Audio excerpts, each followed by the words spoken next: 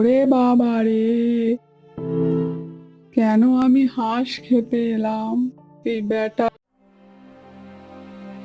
শিয়ালটি অনেক দিন ধরে খাওয়ার পায়নি, তাই তার পেট এখন খালি। তাই সে দুর্বল হয়ে পড়েছে।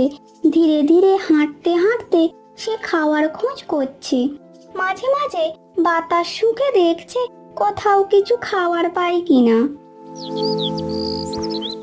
শিয়ালটি ধীরে ধীরে বাঘের বাসার সামনে পৌঁছে দেখলো বাঘ তার বাসার সামনে বসে আছে। পুরনো বন্ধুকে দেখে তার মনে হালকা হাসি ফুটে উঠল। বাঘ মামা, আপনার সঙ্গে অনেকদিন পর দেখা হলো, কিন্তু আজকাল জঙ্গলের অবস্থা তো খুব খারাপ।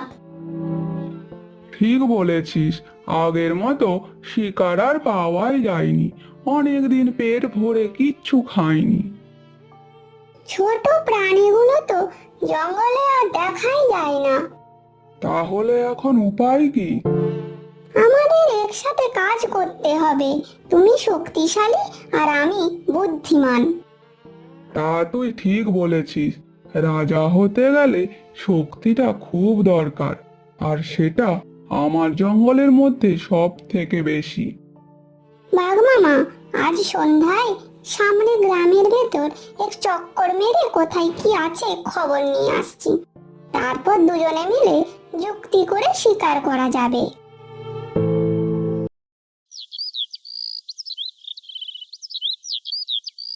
রাতের অন্ধকারে গ্রামটা যেন ঘুমিয়ে পড়েছে। ধীরে ধীরে গ্রামের কাছাকাছি আসতেই তার চোখে পড়ল একটা হাঁসের খামার। খামারের সামনে বসে আছে এক বৃদ্ধ, তার হাতে লাঠি। শেয়াল ঝোপের আড়াল থেকে লুকিয়ে সব লক্ষ্য করলো। তার চোখে এখন একটাই লক্ষ্য, বৃদ্ধকে ফাঁকি দিয়ে হাঁস শিকার করা। আরে আরে, ঝোপটা এভাবে নড়ছে কেন? আরে, এখানে তো একটা শিয়াল, নিশ্চয় ওই জঙ্গল থেকে এসেছে। বেটাকে মেরে না ঠ্যাংটা ভেঙে দিলে ও বারবার আসবে। বৃদ্ধ লোক লাঠি তুলে ঠ্যাং ভাঙার জন্য এগিয়ে গেল। না, এখন এখানে থাকাটা নিরাপদ নয়। ঠ্যাং ভেঙে গেলে খুব খারাপ অবস্থা হবে। শেয়াল এবারের মতো এখান থেকে চলে গেল।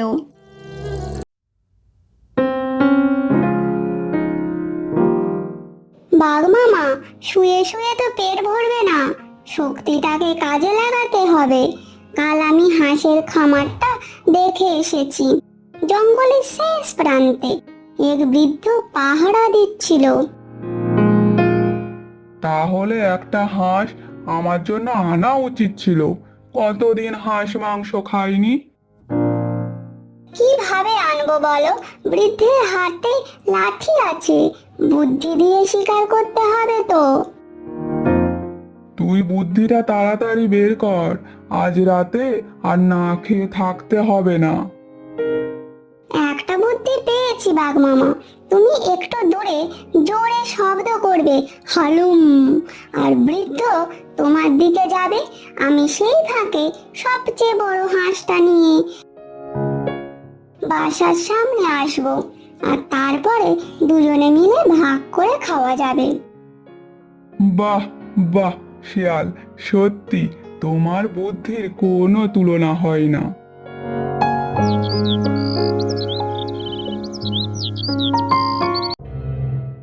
কথা মতো সন্ধে নামতেই শেয়াল আর বাঘ চুপি চুপি বেরিয়ে পড়ল। বৃদ্ধ তখনও লাঠি হাতে রীতিমতো পাহারা দিচ্ছে তার খামার। বাঘ মামা, মনে আছে তো? তুমি ঝোপের আড়ালে গিয়ে জোরে শব্দ করবে, আর আমি সবচেয়ে বড় হাঁসটা নিয়ে দৌড় দিব। ঠিক আছে, তাই হবে, সব মনে আছে আমার। বাঘ ঝোপের আড়াল থেকে জোরে শব্দ করলো। হালুম হালুম। বৃদ্ধ বৃদ্ধ লোকটি যেই সেদিকে লাঠি হাতে দৌড়ে গেল, কে কে জঙ্গলে? এই বলতে বলতে বৃদ্ধ লাঠিটা দিল ছুঁড়ে। ওরে বাবা, আমার ঠ্যাংটা ভেঙেই গেল। লাঠির ঘায়ে বাঘের ঠ্যাং গেল ভেঙে, আর সেই ফাঁকে শিয়াল সবচেয়ে বড় হাঁসটা নিয়ে দিল দৌড়। হাঁসের চিৎকার শুনে বৃদ্ধ দৌড়ে গিয়ে দেখে একটা হাঁস নিয়ে পালালো শেয়াল। হায় হায় হায়, হারামজাদা, শিয়ালটা আমার হাঁসটাকে নিয়ে পালালো। বেটাকে এবারে মজা দেখাবো, আরেকবার আসবি? শেয়ালটি কথা মতো হাঁসটি নিয়ে বাঘের বাসার সামনে উপস্থিত।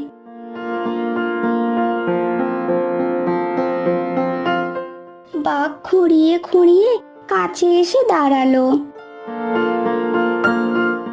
বাঘ মামা, তোমার এ কি অবস্থা হলো?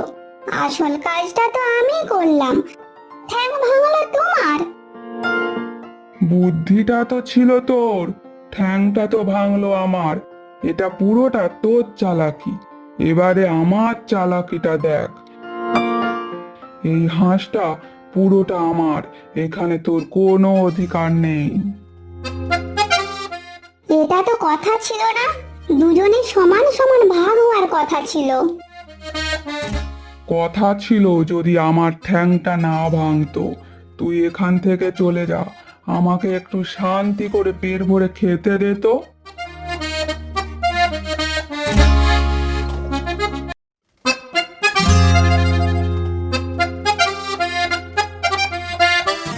শেয়াল কিছু না বলে সেখান থেকে চলে গেল। বাঘ মামা, পুরো হাঁসটা একা খেয়ে মোটেও ঠিক করনি। তোমাকে কিভাবে ফাঁদে ফেলবো সেটা আমি ঠিক ভালোভাবে জানি।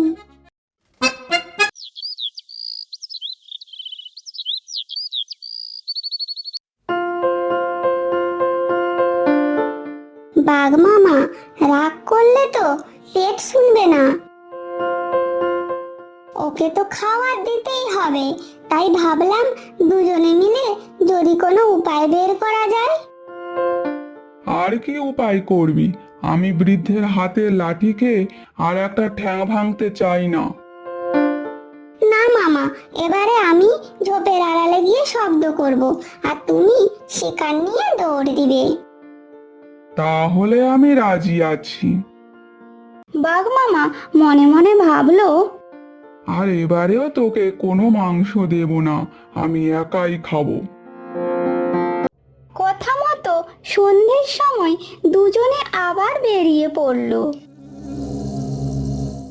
বাঘ মামা, আমি শব্দ করা মাত্রই তুমি বড় হাঁসটা নিয়ে দৌড় দিবে। ঠিক আছে ঠিক আছে, ওটা আমার বাঁ হাতের খেল। অন্যদিকে বৃদ্ধ হাঁসের খামারের সামনে একটা জাল পেতে রেখেছে। কেউ হাঁস শিকার করতে আসার আগেই ওই জালের মধ্যে ধরা পড়বে। শিয়াল সেই ঝোপের মধ্যে শব্দ করলো, উ। অমনি বৃদ্ধ লাঠি নিয়ে ঝোপের কাছে আসলো। আয়, আমি তোর জন্য অন্য ব্যবস্থা করে রেখেছি। সেই বাঘ হাঁস ধরতে আসলো, অমনি জালের মধ্যে আটকে পড়লো। আর বৃদ্ধ বলল, বেটা বাঘ, আজ জালে পড়েছে, হাঁসের মাংস খাবি? খা, কত মাংস খাবি, খা। ওরে বাবা রে, কেন আমি হাঁস খেতে এলাম এই বেটা শিয়ালের খোপ পড়ে পড়ে। অন্যদিকে ঝোপের আড়াল থেকে শিয়াল লুকিয়ে লুকিয়ে দেখছে আর বলছে, বাঘ মামা, আমি চললাম, তুমি মাংস খাও একা একা।